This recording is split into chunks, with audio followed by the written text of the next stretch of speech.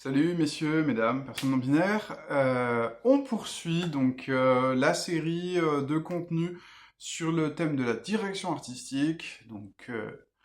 Troisième contenu, on va parler du hors-champ, de l'impensé et de l'inachevé. Cette vidéo en fait, elle complète celle sur le contenu qu'on avait fait sur le non-dit, le non-jeu et le non-joué. Voilà, où c'était un peu côté PJ. Là, on va passer côté MJ, ou plutôt côté décor et figurant. On va voir c'est quoi l'équivalent, en fait. L'équivalent du, grosso modo, du non-dit, c'est le hors-champ, quoi. Alors, j'en profite pour remercier à nouveau Guillaume Rioux qui m'a à nouveau accompagné pour élaborer ce contenu, donc en faisant des suggestions et en m'aidant aussi à élaborer, organiser ma pensée. Donc voilà, qu'est-ce que c'est que ce sujet du hors-champ, de l'impensé et de l'inachevé? En fait, j'aimerais évoquer les lacunes et les carences d'une maîtrise, un peu comme dans un tableau, le ciel où le cadre va compléter le tableau et le rend vraiment vivant. C'est-à-dire c'est des espaces vierges ou des espaces en bordure ou des espaces en extérieur, parce qu'on peut aussi imaginer que ce qu'il y a autour du tableau est aussi important pour le tableau. C'est ces espaces-là, en fait, vierges, de bordure, extérieures, invisibles, qui rendent le tableau vraiment vivant. Alors, on va commencer avec un petit... je t'ai fait trois extraits de Shakespeare à chaque fois pour montrer, en fait... non, c'est bien, en plus, on continue comme ça un peu avec le théâtre. Ces extraits-là, ils montrent comment on fait justement pour évoquer des choses qui ne vont pas être montrées sur scène. Il va y avoir trois extraits où on parle de choses qui ne sont pas montrées en fait au théâtre, mais qu'on va projeter dans l'imaginaire du public.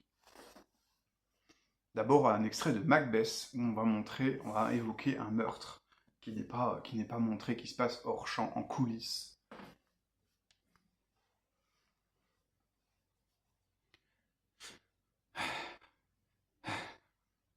Ça fait. N'as-tu rien entendu? Hmm, j'ai entendu la chouette crier et les grillons chanter. N'as-tu pas parlé? Quand? À l'instant. En descendant? Oui.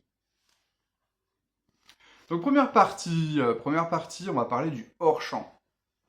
Alors le hors-champ, en jeu de rôle, ça m'évoque des concepts de scénarisation tels que la Living City, la ville vivante. Donc une ville où en fait il va y avoir beaucoup de choses qui évoluent, des factions, des quartiers. Et il y a beaucoup de choses en fait qui évoluent quasiment, enfin qui évoluent dans la base ou qui évoluent dans la tête de MJ sans que ça soit tout de suite montré aux joueurs, quoi. Dans la même lignée, on a bien sûr ce qu'on appelle le living, enfin, on pourrait imaginer le living dungeon, quoi. Voilà, c'est l'équivalent, le donjon vivant, quoi. Donc un donjon où il se passe plein de choses en fait dans les pièces où les personnages ne sont pas. Euh, Tous les bacs à sable, bien sûr, et notamment bacs à sable du quotidien, où on va vraiment essayer de penser de, voilà, les choses continuent à vivre en dehors du regard des PJ.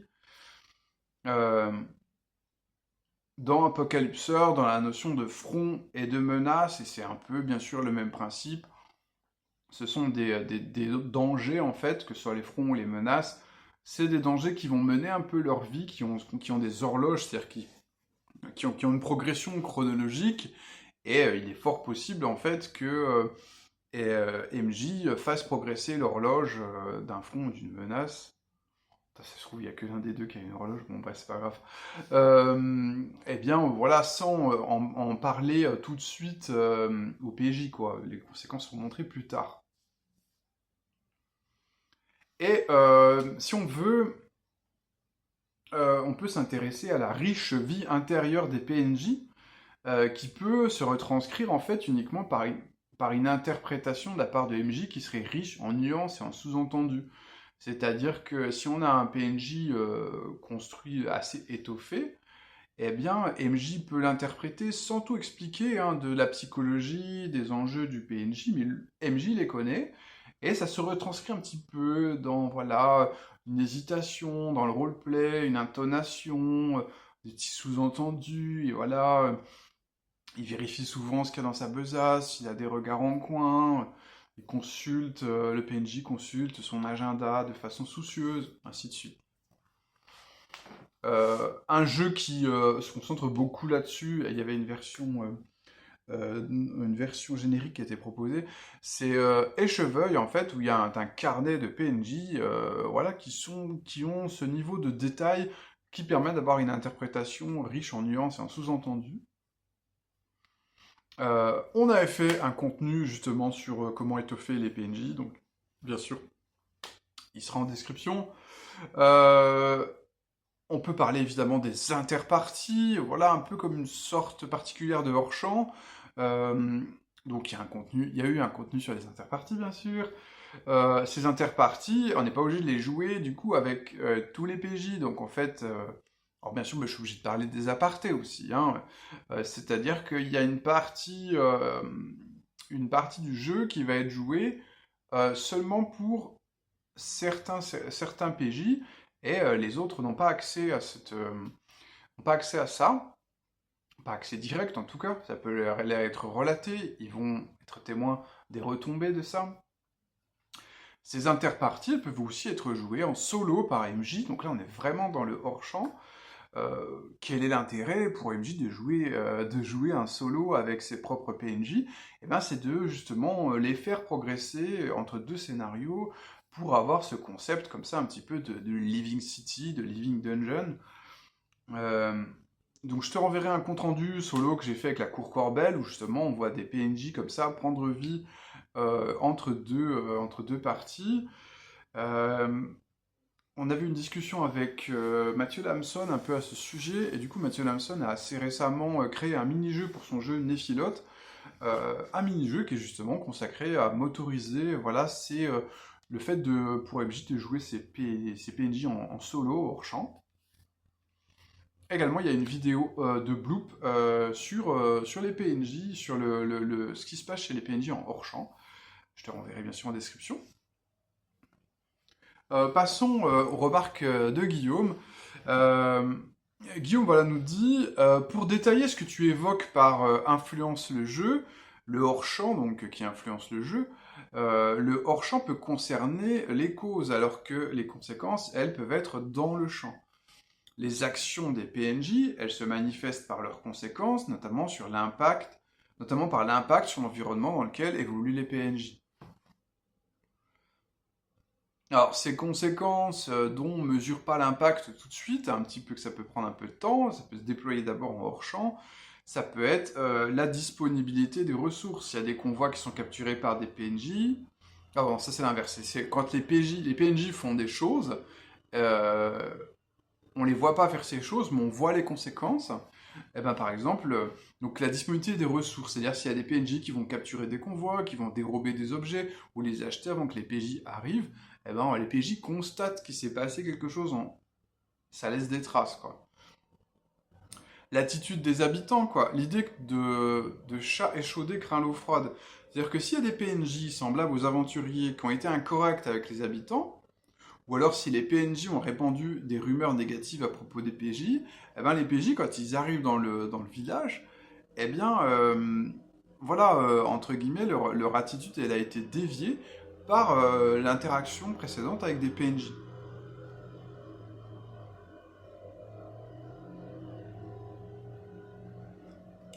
Euh, voilà, les PNJ laissent des empreintes, que ce soit le feu de camp, des traces qui suggèrent le passage de PNJ et qui maintiennent bien une pression sur la table, comment?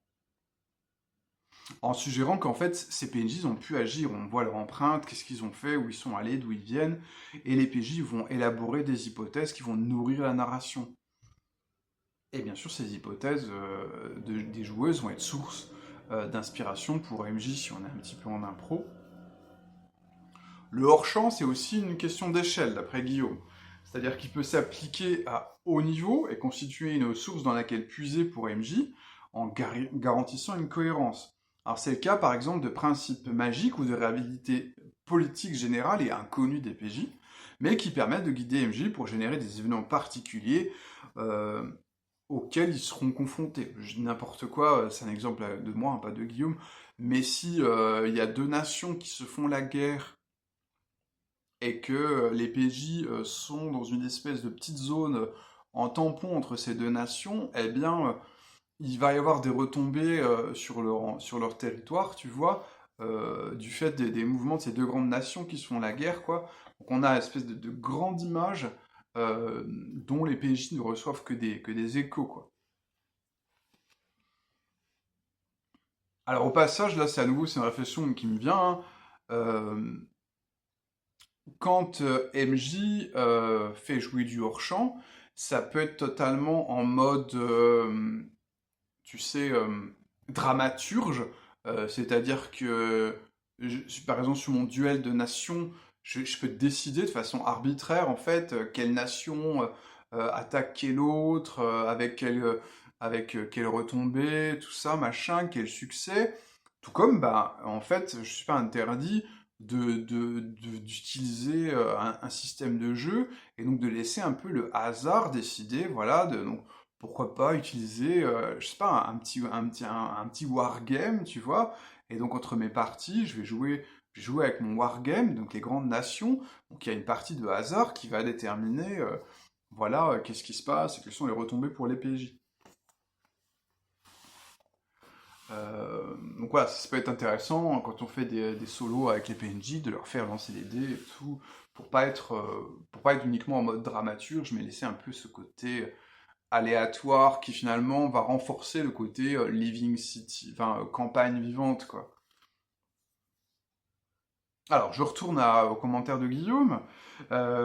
Guillaume, en fait, explique que on peut appliquer un opérateur de partage, donc de commun à privé. Alors les opérateurs, c'est un terme technique euh, qui est employé par Thibaut et Guillaume dans leur modèle perso. En grosso modo, un opérateur, c'est quand on va modifier. Alors je vais dire, j'essaie de le dire plus simplement, quitte à un peu trahir le truc, mais c'est on prend une mécanique typique, une sorte de mécanique standard, et en fait on va la modifier, on va un peu la subvertir, donc voilà, un opérateur.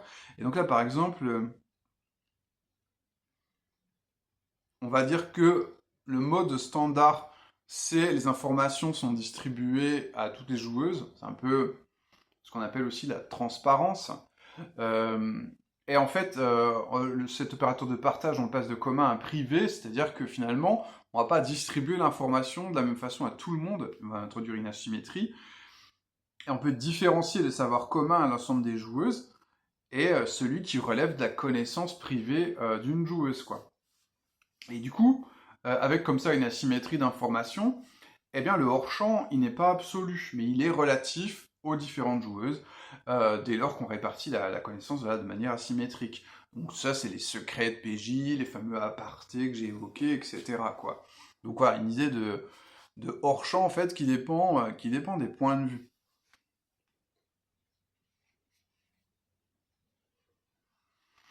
D'ailleurs, alors c'est à nouveau, c'est moi qui ouvre une parenthèse. J'ai une anecdote dans le premier gros GN que j'ai organisé, enfin gros, c'était relatif, hein, je crois, on était un peu moins d'une trentaine. Euh, mais en fait, ce qui m'avait marqué, c'est que moi j'étais resté donc pendant 3 heures au début du jeu, je suis resté pendant 3 heures à l'auberge où je voyais un peu de gens aller et venir, mais pas tant que ça. Et en fait, au bout de 3 heures, tout le monde arrive. Tout le monde arrive parce que c'est le repas en commun. Donc arrivent des personnes que j'ai pas vues pendant les 3 heures, beaucoup. Et là, tout le monde raconte les rumeurs, en fait. Enfin, c'est-à-dire, qu'est-ce qui s'est passé, tous les gens qui ont joué dans la forêt, qu'est-ce qui leur est arrivé, Et là, du coup, il y en a qui me disent, ouais, j'ai été attaqué par un loup.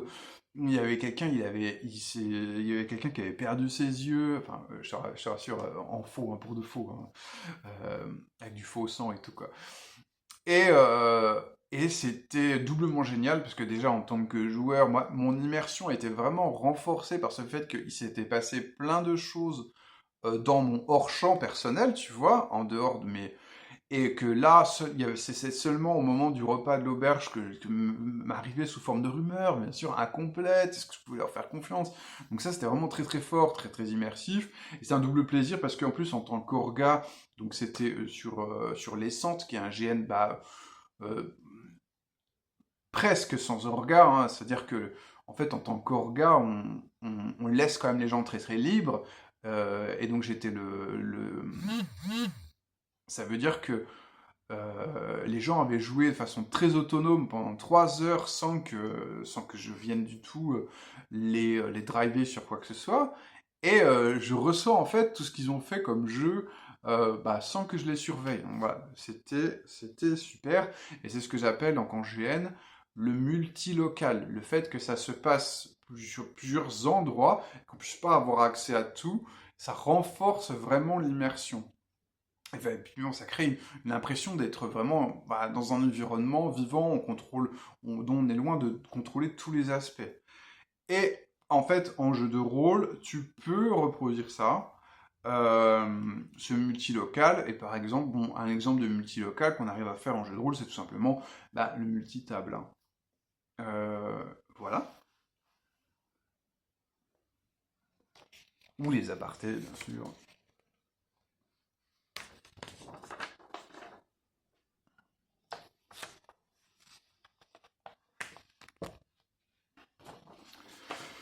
On va poursuivre avec un extrait de la pièce Henri V qui nous montre une bataille, qui nous laisse imaginer une bataille qui ne sera pas jouée sur scène. Suppléez à nos insuffisances par votre imagination, divisez un seul homme en 1000 combattants et donnez-leur une puissance imaginaire. Quand nous parlons de chevaux, pensez les voir, frapper la terre de leurs sabots orgueilleux. Maintenant, donc on a parlé beaucoup du hors-champ, on va un petit peu parler de l'impensé. Le hors-champ, c'est quelque chose qui reste un phénomène conscientisé au moins pour la base ou pour MJ. Quand même, c'est pas directement tout de suite montré au PJ, c'est dans l'espace imaginaire au moins d'une personne, quoi. Mais l'impensé, c'est ce qui, en fait, une espèce de brouillard de guerre dans la fiction qui naît encore dans la tête de personne, qui est encore à naître, euh, et dans lequel on va fouiller pour trouver des trésors.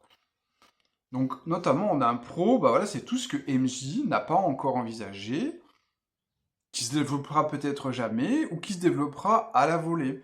Par exemple, en OSR, on va parler de guerre des questions. La guerre des questions, en fait, c'est quand les joueurs font bombarder MJ de questions sur l'environnement. Combien il y a d'étages à cette taverne? Combien il y a de tavernes? Quelles sont les échoppes dans cette ville? Euh, Est-ce que ce PNJ a l'air de nous cacher quelque chose? Euh, Est-ce que, tiens, je vais toucher les murs pour voir s'ils sont friables, ainsi de suite. Et donc, tout ça, c'est des questions qu'on va poser à MJ. Et peut-être qu'MJ n'a pas imaginé les réponses à l'avance. Pensez pas que, tiens, il y aurait un truc particulier avec les murs. Et donc, du coup, en improvisant une réponse, voilà, on va amener l'impensé, on va l'amener à jour, quoi. Pour développer comme ça cet impensé à la volée, une technique que j'aime beaucoup, que je dois à Lovin Pancake, s'appelle la technique des 3 pourquoi. C'est-à-dire quand tu as besoin de creuser l'aspect de quelque chose, que ce soit pour toi ou parce que les PJ te posent des questions, eh bien, tu peux y répondre, en fait, quand tu te poses une question, enfin, tu vois, tu peux juste te poser une fois la question «Pourquoi?», mais si tu la poses 3 fois en cascade, eh bien, c'est beaucoup plus riche et on va avoir des résultats vraiment étonnants et qui vont très rapidement, en fait, eh bien, nous ramener sur un contexte, voilà, de campagne vivante. Alors, je prends un exemple pour que tu comprennes bien. Je prends un exemple ultra bateau. Il y a des brigands dans la forêt. Ah, voilà, on est dans le lieu commun le plus absolu. Bon. Pourquoi il y a des brigands dans la forêt? Parce que leur village a été ruiné. Ah, déjà, un truc intéressant. Tu vois, pour une fois, on a une motivation pour les brigands, c'est pas juste des NPC, tu vois, sans aucun contexte. Ok, mais pourquoi leur village a été ruiné? Parce qu'en fait, un dragon a brûlé les récoltes. Ah, tu vois, donc là, hop, on a rajouté un dragon dans l'équation. Mais pourquoi le dragon, il a brûlé les récoltes? Eh ben, en fait, parce que les mages font la guerre au dragon. Et donc, en fait, le dragon, il a tout simplement fait une représaille, tu vois. Ou euh, peut-être que aussi, il y a certaines récoltes qui constituent des ingrédients magiques pour les mages, tu vois.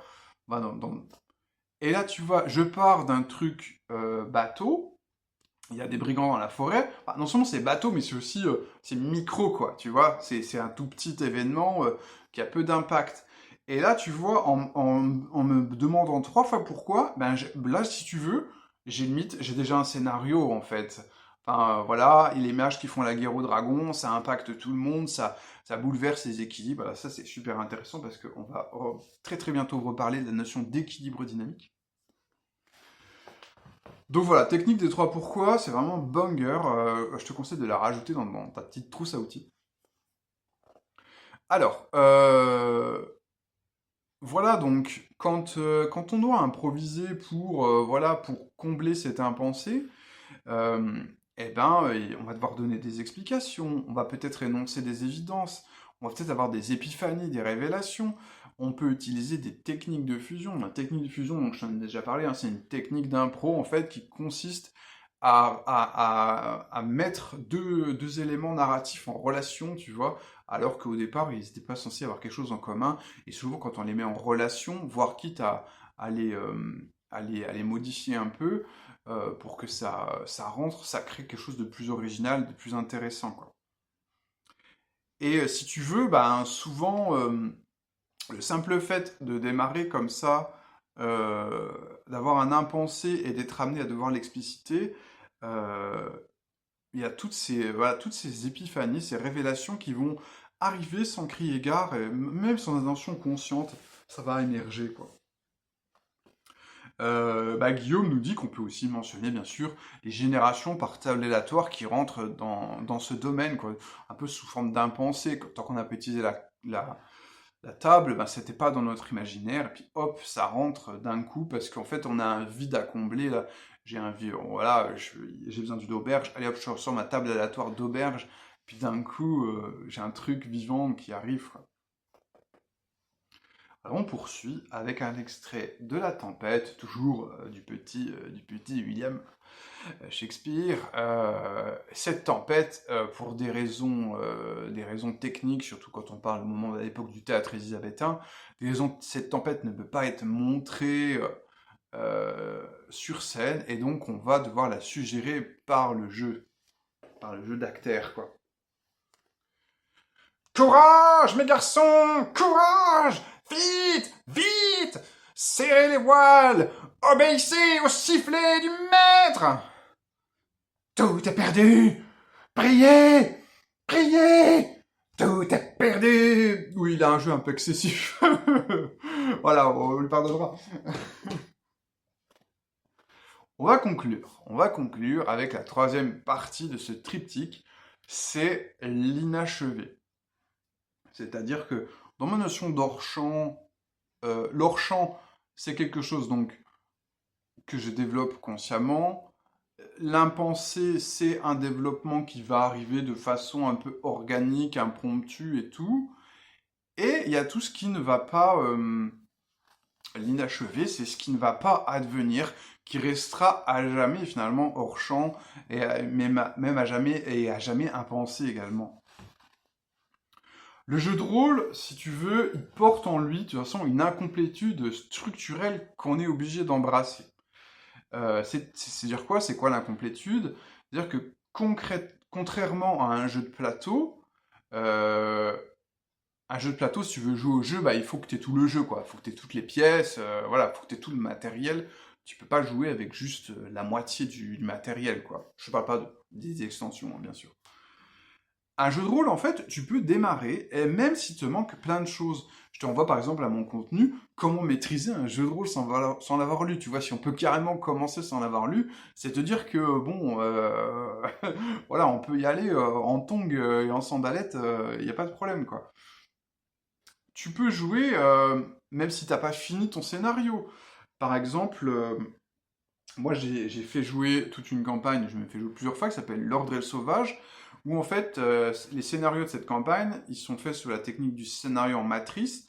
Et le scénario en matrice, en fait, c'est une technique de rédaction de scénario qui fonctionne en fait même si tu as pas le temps de tout écrire le scénario. C'est-à-dire que tu peux déjà écrire un premier squelette, un deuxième squelette complété.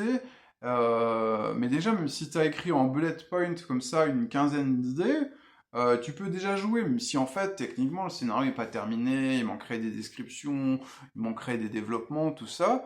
Mais général, enfin, quand j'ai fait jouer cette campagne, il y avait certains scénarios, voilà, qui n'étaient pas plus rédigés que j'ai écrit une quinzaine d'idées avec une ligne par idée, quoi. Et ça fonctionnait tout à fait, quoi. Quitte un petit peu à développer en impro, tu vois, pour boucher un peu les trous. Mais également, si tu veux, un scénario ou une campagne, on n'est pas forcément obligé de finir. C'est-à-dire on peut on peut s'arrêter en cliffhanger. Donc ça, c'est une fin abrupte volontaire. Voilà, je fais exprès de ne pas raconter la fin. C'est un effet. Après, je pense qu'on a tous et toutes connu aussi plein de one-shots et de campagnes qui n'ont jamais terminé pour des raisons de ton MJ a disparu dans la nature, corps et âme, ton chien a mangé ton livre de base, tes joueurs ont décidé d'arrêter le jeu de rôle pour se convertir à l'aquaponie, enfin voilà, des anecdotes de campagne jamais terminées, même de one-shot, il y en a à l'appel. Il y a aussi le concept du jeu à la dérive, ça c'est également une façon de jouer qui est pensée pour ne pas vraiment terminer, c'est-à-dire que on va explorer le monde, on va aller de péripétie en péripétie, on va suivre les initiatives des PJ, les réactions des PNJ, tac tac, on fait évoluer les choses, et c'est, entre guillemets, on va jouer un bout de la vie des PJ sans chercher à conclure, quoi. Il n'y a pas de début bien identifié, il n'y a pas de fin bien identifiée. On joue, j'avais cette expression dans le jeu de rôle Arbre, qui s'appelait on mange le sandwich tant qu'on a faim, quoi. On s'arrête de jouer, non pas parce qu'on a fini de manger le sandwich, mais parce qu'on a plus faim, quoi. Et c'est ok, quoi.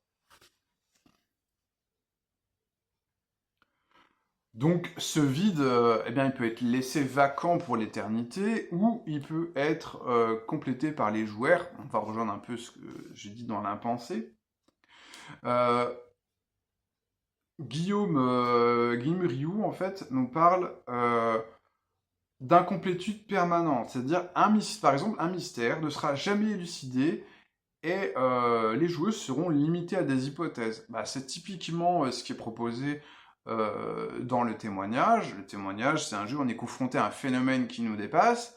Très très bon jeu, vraiment, je te conseille. En plus, maintenant, il est en anglais, avec une couverture. Il faudra que je refasse aussi la couverture, du coup, pour la version française. J'ai fait un plus belle mise en page, tout ça. Si j'ai le temps, je referai aussi pour la version française.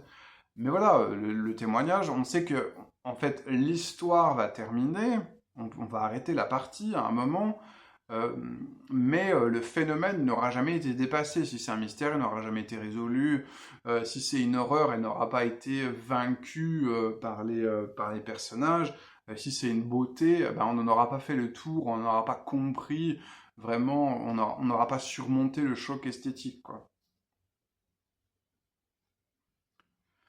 Donc ça, c'est des incomplétudes permanentes, structurelles, qui sont faites exprès, en fait, qui laissent finalement une expérience plus forte que, entre guillemets, la vaine satisfaction de boucler une boucle. En fait, les montagnes, peut-être que les montagnes les plus belles sont celles dont on n'atteindra jamais le sommet, et dont le sommet n'est pas fait pour être atteint.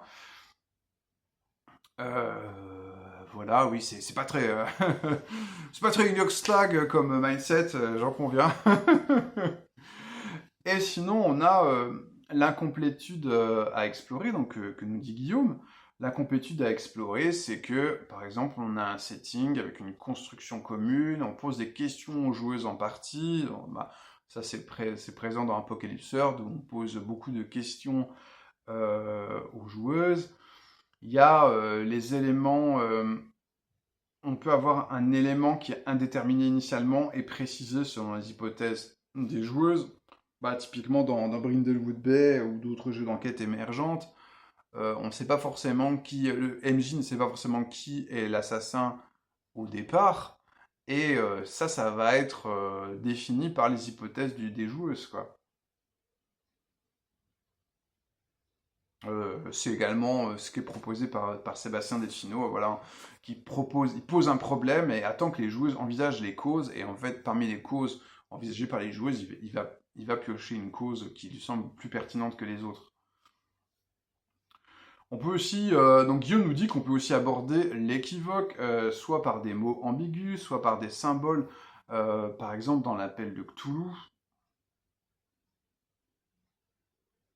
Alors, je pense que quand il nous dit les symboles dans l'appel de Cthulhu, Guillaume, je sais pas exactement à quoi il fait référence, mais je pense que ça peut être soit enfin, si les grands anciens, tu vois, on va pas forcément les voir tout de suite, mais ils vont être représentés par des symboles, peut-être par des statuettes un peu abstraites, tu vois, qui les représentent, qui sont très peu figuratives, qui les représentent pas directement, ou par des symboles tels que le symbole du roi en jaune, tu vois, ou le signe des anciens, ainsi de suite,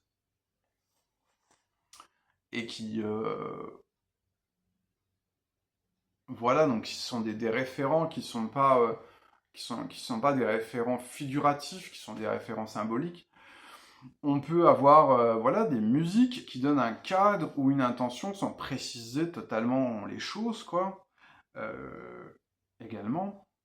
Et pour finir, personnellement, donc Thomas, j'ai envie de vous conseiller une lecture. Alors, ça ne rajeunit pas parce que ça date des années 70, cet ouvrage. Il s'agit de L'Inachevé de Claude Lorrain. C'est un essai, en fait, de philosophie. Alors, je vous rassure, c'est pas très technique. Voilà, il n'y a pas de la situation d'auteur à tout va ou des concepts à la noix. C'est vraiment assez abordable. Et bah, personnellement, c'est un livre qui m'a fait du bien. Pourquoi? Parce que donc l'inachevé, en fait, ça parle des œuvres inachevées. Donc que ce soit des œuvres d'art, mais aussi des principes, des projets scientifiques, des choses comme ça, quoi. Ou des projets philosophiques. Tu vois, il parle par exemple de Nietzsche. Euh, et ce qui est vraiment très, très bien dans l'inachevé, c'est que Claude Lorrain essaye de vraiment faire une éloge, en fait, une éloge de l'inachevé, de nous expliquer que les œuvres inachevées ont... Voilà, on voit par exemple, là, je sais pas, tu penses... voilà, une statue qui a jamais été terminée, c'est pas qu'elle est cassée, c'est elle a jamais été terminée, elle a jamais été totalement extraite du marbre. Eh bien, elles ont une beauté qui leur est propre, en fait. Elles, finalement, elles donnent plus d'élan, plus d'envol à l'imaginaire que des œuvres finies. Moi, par exemple, j'ai forcément en tête certains romans de Kafka, je pense au Château ou au Procès, qui n'ont jamais été vraiment terminés, surtout le Château, hein. Euh, et en fait, ça leur donne une force évocatrice supérieure, et puis en plus, l'inachèvement en dit beaucoup. Par exemple, dans le château, le fait que de toute façon, on sent que le personnage n'atteindra jamais le château, c'est un roman de l'échec, en fait, de la progression, de la tortue, tu sais, qui à chaque avancée, elle se rapproche de moitié de sa destination, mais ne l'atteindra jamais, tu vois. Elle va juste se rapprocher de plus en plus lentement. Euh, et le fait que le bouquin n'ait pas été terminé, euh, eh ben, c'est tellement cohérent en fait. Et de même, c'est cohérent. En plus, c'est d'une cohérence aussi avec l'œuvre de Kafka moi, je suis obligé de m'identifier à Kafka parce que si tu veux, là, on va être sur quelque chose de plus personnel. Euh, En tant qu'auteur, moi, je suis un auteur raté. Je suis un auteur inachevé. Euh, Ça fait 20 ans que je développe l'univers de Milvaux. Ah ouais, 20 ans déjà, ouais. Et c'est toujours pas fini.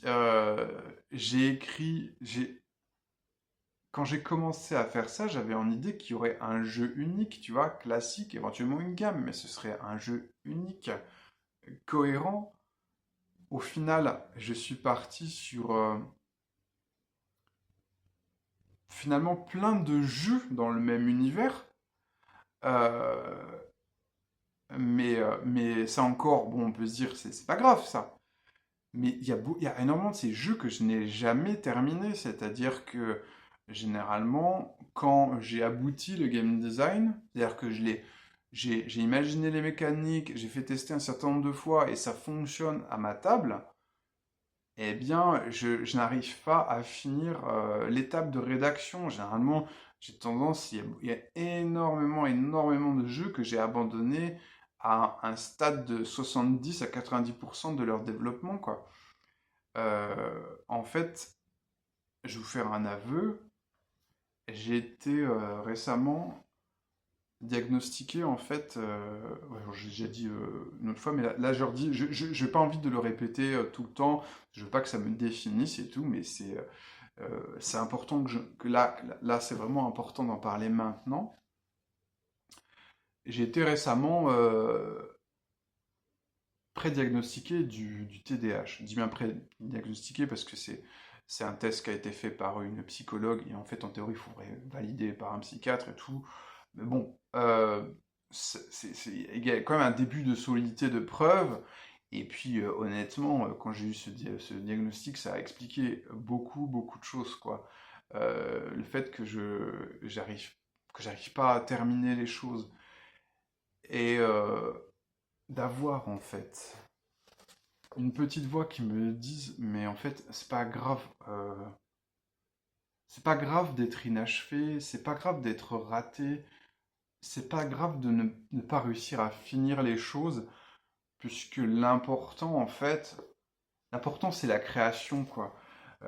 Ça c'est une chose que j'ai dit, que ça fait longtemps que je dis, quoi. Des fois c'est pour me rassurer, enfin là, à nouveau je le dis pour me rassurer, pour exorciser en fait la souffrance aussi quand même que ça représente de pas d'échouer à terminer les choses, à les aboutir, quoi, parce que c'est une souffrance réelle. Euh, mais en même temps, voilà, j'ai besoin de ces petites voix intérieures, de ces mentors euh, qui me disent, non, en fait, en vérité, il y a une beauté dans l'inachèvement.